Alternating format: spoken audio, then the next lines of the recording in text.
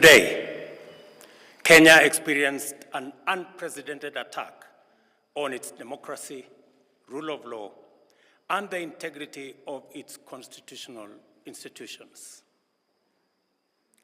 An otherwise legitimate expression of the fundamental rights and freedoms of assembly, demonstration, picketing, and petitioning of public authorities by a section of law-abiding citizens of the Republic of Kenya was infiltrated and hijacked by a group of organized criminals.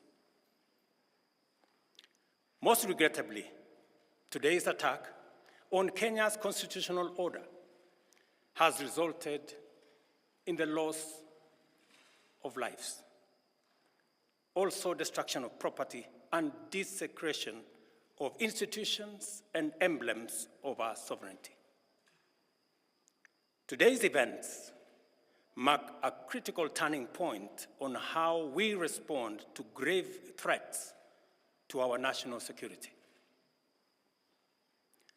I assure the nation that the government has mobilized all resources at the nation's disposal to ensure that a situation of this nature will not recur again at whatever cost. I thank our security officers who were on duty today for applying themselves to the best of their abilities in the defense of Kenya and its people.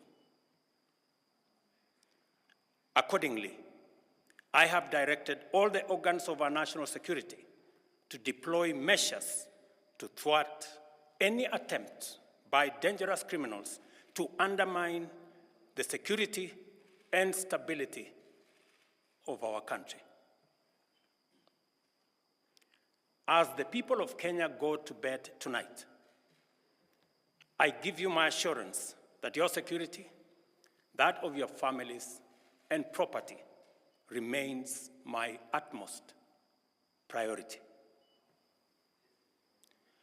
To the young people of Kenya, who I must thank for helping our country organize our democratic discourse around issues, I thank you and assure you that the conversation you have begun around pertinent issues of our nation will continue to inform our policy and governance decisions. As I promised on Sunday, this conversation will not be in vain.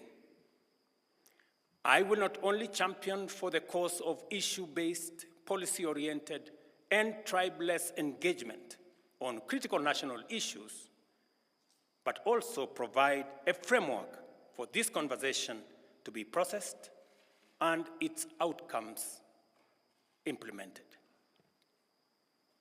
However, our national conversation on any subject matter must be conducted in a manner that respects and honors the foundational values upon which our nation is established, namely constitutionalism, the rule of law, and respect for institutions.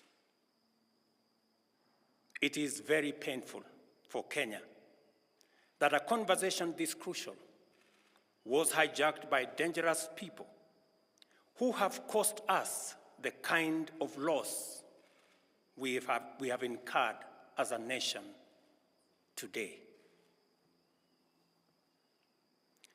It is possible that the criminals who rained terror on innocent people and attempted to challenge our law enforcement deployments are still determined to continue with their dangerous behavior.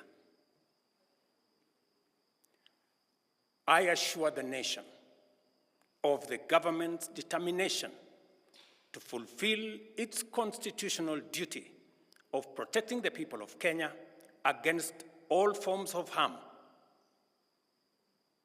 I hereby put on notice the planners, financiers, orchestrators, and abettors of violence and anarchy that the security infrastructure established to protect our republic and its sovereignty will be deployed to secure the country and restore normalcy.